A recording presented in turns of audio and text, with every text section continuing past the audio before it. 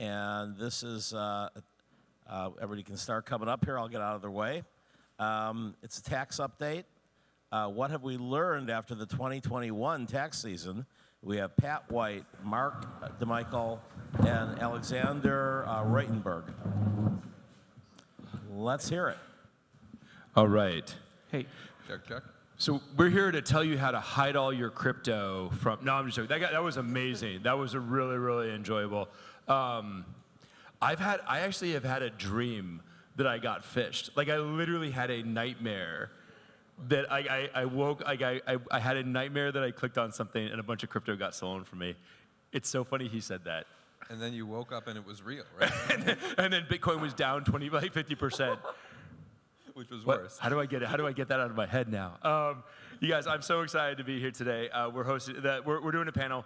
We're going to be talking about what we learned. So the title of the panel is what did we learn after the 2021 tax season? But this is a general panel on all things interesting around digital assets, tax, accounting, everything that we really want to talk to.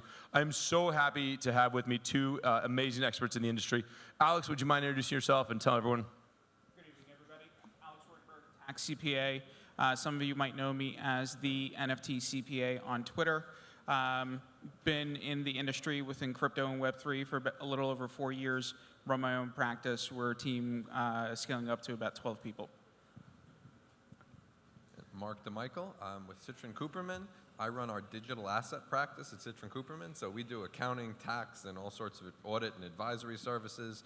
My background is actually in forensic accounting and business valuation. So I'll talk a little bit about valuing NFTs and how that impacts taxes a little later. I'm so excited about that part of this session. This is like we have such a surprise in store for everybody on that. I'm so excited about it. Welcome, you guys. Thank you so much. All right, so let's start with the topic panel. Let's just ask it. Pat, you want to get your background though, real quick? Can't forget about Pat here. Hey everybody, my name is Pat. I'm the CEO of Bitwave. Bitwave, we do tax and accounting software for companies that use digital assets. So if you are a NFT minter, if you have a large exchange, if you are anybody that is a company using digital assets, we can help you handle all the accounting, taxes, all that kind of stuff from that side. All right, that's enough about me. All right, so let's start out with the topic panel, which is how did the 2021 tax season go? What did you learn? Well, I'd say it's still ongoing, the 2021 Very tax not season. done. You know, if you filed April 15th, tax season's over for you, sure, but most of our clients are on extension, particularly in the crypto field. All these, some of my clients got a little out of hand last year, did like 30,000, NFT and DeFi trades, and we have to unravel that. And we're not using Bitwave, but none of these programs, at least the ones I've used so far, are perfect. They're so many new smart contracts out there, NFT projects. All these smart contracts are coded differently, so the crypto accounting programs are bringing them in totally different. Some are coming in as transfers, some are coming in as, it's coming in as staking income, but it was really like a trade. It's very inconsistent, and these programs really need to improve over the next couple of years. And I can even speak to that a little bit, which is like you have even more interesting things that you guys should think about as you're picking software and all that sort of stuff. From the retail side is, because we went through this with Bitwave, even doing something like recognizing 1155 versus 721 versus CryptoKitties, which is different, versus CryptoPunks, which are yet a different protocol for NFTs. So even when you do have pretty good NFT coverage as a software package, which we do, it still is super complicated because you might miss one really weird one-off. Alex, Yeah, you might bid on a CryptoPunk today, get it 2 weeks from now, and those two transactions happen 2 weeks apart. How is a program going to marry those things up? That's where we have to put a lot of legwork in. Hey, we got a thing for that. We'll talk. Ooh. Alex, give me the rundown, buddy. So what we're seeing is a lot of comminglings of wallets. Individuals who are either running their personal and business wallets as one. The other big issue that we're seeing is individuals who say, hey, let's the three buddies get together, throw 20 ETH in together, and go out and buy a Bored Ape or something else along those lines without putting it into a separate standalone quote-unquote partnership wallet. People are just throwing it into one of the individual's personal wallets. So in the eyes of the IRS, it's that one person who just made 40 ETH as income, and then when they ultimately sell the Bored Ape, let's say for a profit of 50 ETH, they've also made 50 ETH profit potentially. So documenting, unwinding all of those trades makes it complex, not just for the client that we're working on directly, but potentially knock on individuals who haven't reported income because their particular wallets didn't reflect it directly. So that's just some of the issues that we're seeing. The other issues that we're seeing is people that launched NFT projects where the projects happened prior to the creation of companies, and then also where they didn't have enough time or haven't created business Coinbase, Gemini, Kraken accounts for off-rails, and instead have used one of the founders' social security number on that. And then instead of 3 separate individuals or the business account showing $5 million of income, one particular individual is now going to show $5 million of income on their 1099 from Coinbase or whomever, and then all of a sudden the IRS is expecting $5 million reported gross income on their tax return, and they report 150,000. Guess who gets a really nasty letter from the IRS that says we're expecting another $2 million in taxes? It's so interesting. So this actually came up in the earlier panel today, but it's worth repeating, which is it is really, really bad to commingle funds. Like, and this isn't a crypto thing. Like, this is a thing since business incorporation really started in the US a very long time ago. The last thing you want to do is incorporate a business and use your personal account, because what that essentially does is it pierces the corporate veil. So like, there are very real, like, businesses don't exist to make your life more difficult as a legal entity structure. They actually exist to protect people who are doing work. So it's one of the things that we talk about a lot is like, look at, you do in fact, it's not bad to have an LLC or a corporation or something because it does protect you, but if you commingle funds, you're in a really bad position. You need to separate that out. Yeah, same. Buying crypto for friends and family with your own wallets, your own the exchange accounts. Also, I'm seeing that a lot too. Same problem. Like you're doing them a disservice. They should learn crypto if you want mass adoption.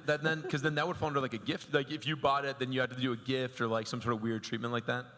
You could. Normally what I would do, just to simplify it, is I wouldn't count the purchase as part of their, because it wasn't for them. So it's almost like they did it for someone else, like a nominee. So that's normally the way I would do it. So I'd have to keep like a separate wallet. Or sometimes I've had an account where like the client says, oh, this wallet is 80% me, 20% cousin Fred.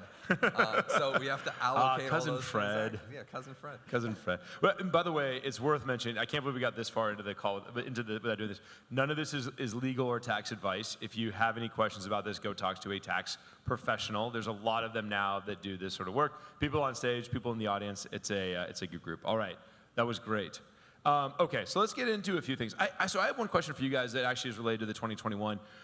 Did you have to do collectibles treatments on any of the NFTs? Did you choose to do that? Are you thinking about it? Or actually, Alex, do you even want to explain what that means? Sure. So there's different types of tax treatment. Ordinary income, up to 37% tax rate. Collectibles, fixed rate, as long as you've held it for over a year and a day, of 28%. Short-term capital gains, same rate as ordinary income, less than a year that you've held an asset for investment purposes. And then long-term capital gains. You hold it for a year and a day, you're able to qualify for between 0 and 24%, depending on your amount of income for the family. Collectibles on TikTok and some of the other platforms, everybody discussed, well, hey, if you get it as a collectible, it's 28%. One thing that nobody... Which is a worse tax rate than normal like crypto. Than long-term capital gains.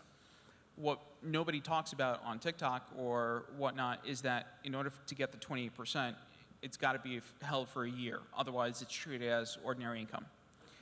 The way that we're looking at it and why we've gotten comfortable, my practice at least, we've gotten comfortable why we're not treating NFTs as collectible is because every definition of a collectible, according to the IRS regs, is a physical item.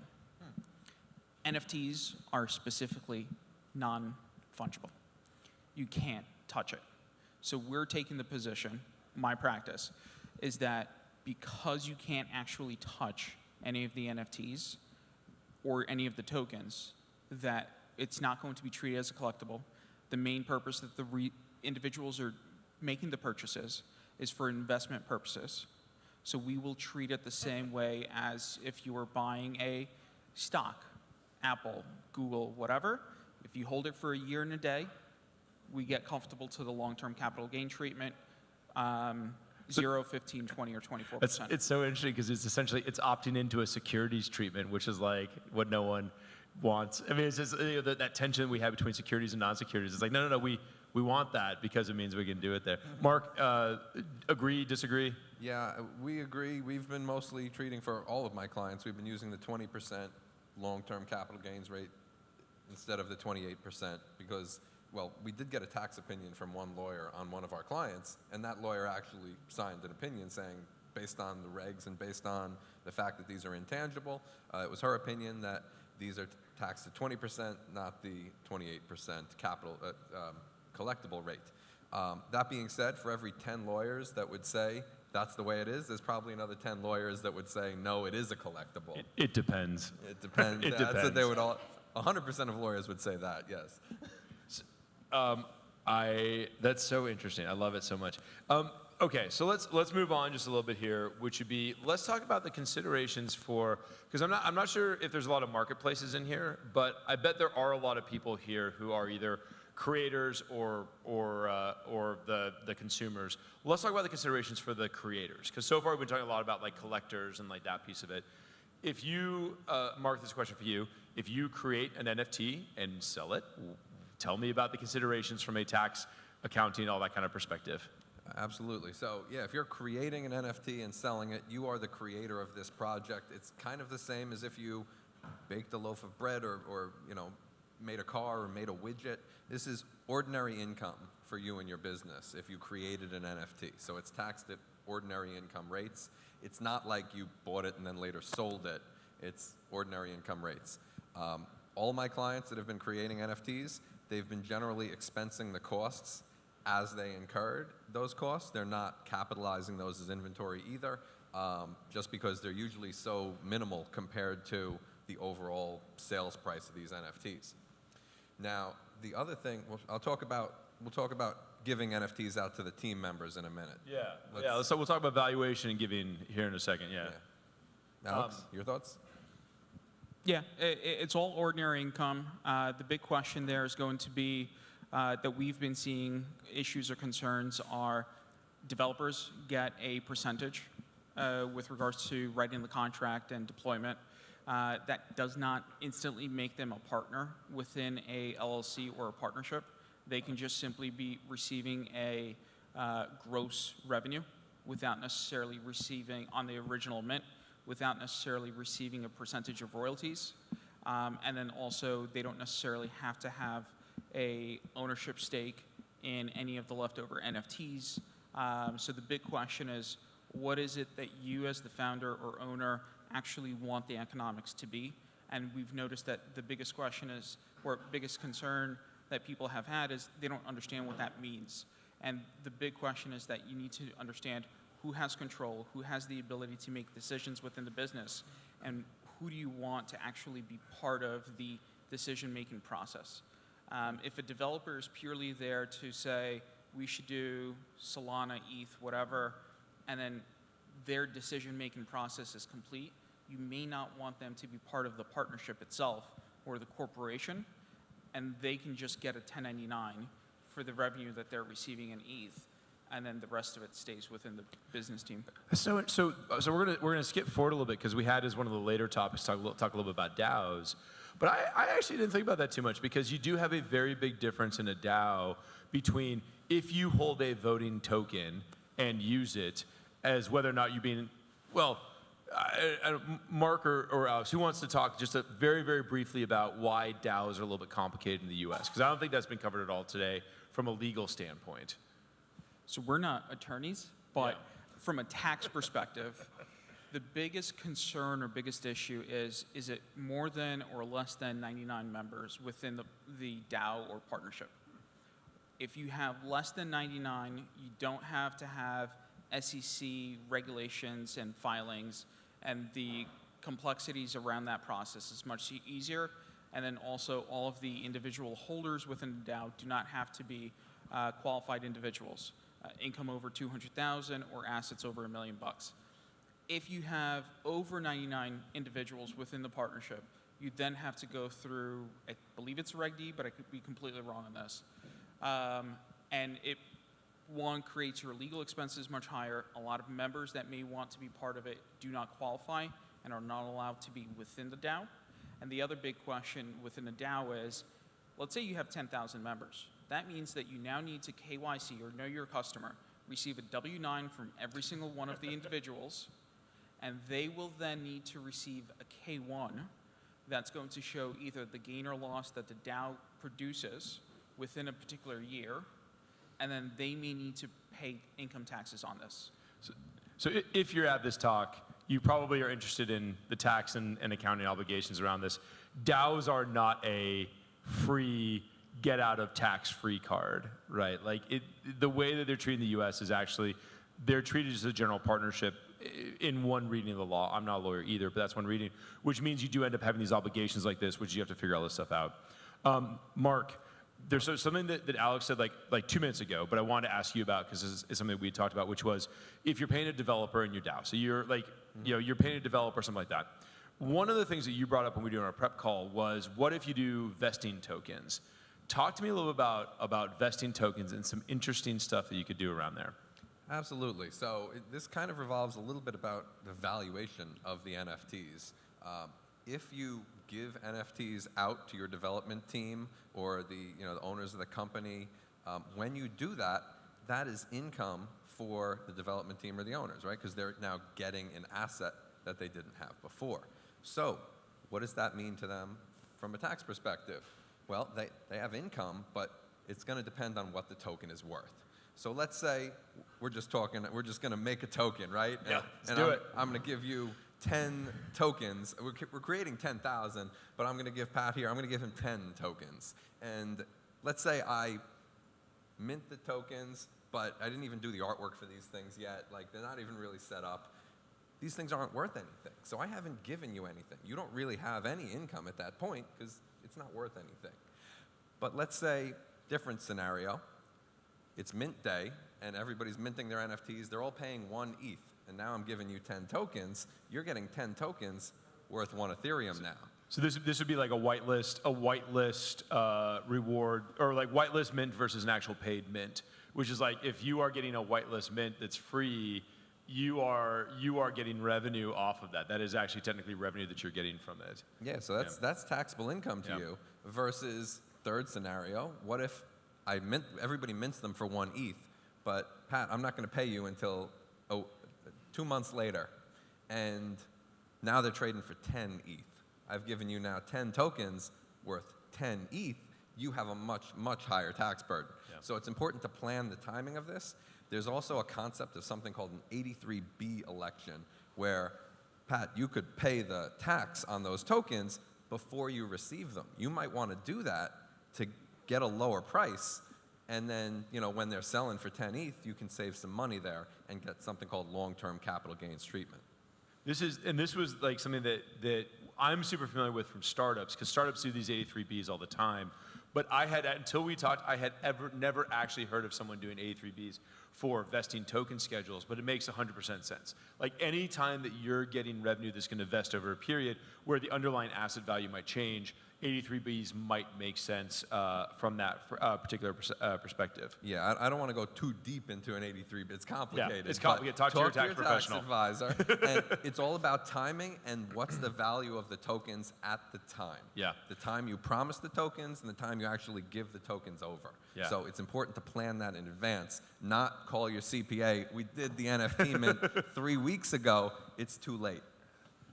Also, the big thing is that you have 30 days from the grant of the tokens to do an 83B election. So it's really time constraint to make sure that you get it filed, and actually mailed to the IRS, the election, within the allotted 30-day time period.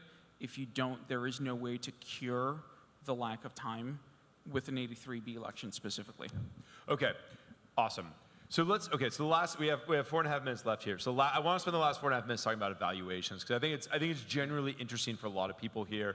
It gets into things like floor price versus last sale price and all that kind of stuff. So Alex, let's start with you on this one. How are you guys thinking about valuations when you've had to do, like we're talking about right now? You get rewarded an NFT 3 weeks after it goes up. How do you think about valuations?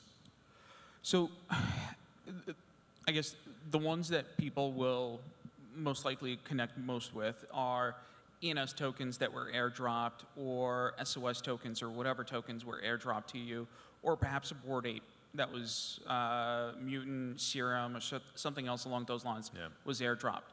The way we're looking at it is if it's something that is being traded, so ENS or SOS tokens after the actual liquidity pools have been created, and you go on to the website and go ahead and claim it, whatever the valuation was at that moment in time, When you claim it. When you claim it, is what we pick up as the valuation as ordinary income to you. Which actually is kind of it's not super conservative, but like it's a little bit more conservative than some people would say that you got it the second the airdrop happened, which oftentimes would be a lower cost basis. Like if the airdrop happened, you could claim it, you could theoretically claim the income at that level, which is more aggressive because it's probably lower. There's also the question of, did it automatically get airdropped into your wallet, like the serums did? The issues with the serums was that not everybody got it airdropped at the exact same time. So that's also a slight concern. Big thing to remember there is, let's say SOS tokens or ENS tokens were eligible for you to claim in 21, and you decided to not claim them until 22 so that you don't pay taxes on it in 21. In reality, the way the IRS code is written, you've had constructive receipt, and the decision to not do anything is actually a decision, and as a result, it's taxable in 21. Interesting. So there's a couple of different ways to look at it.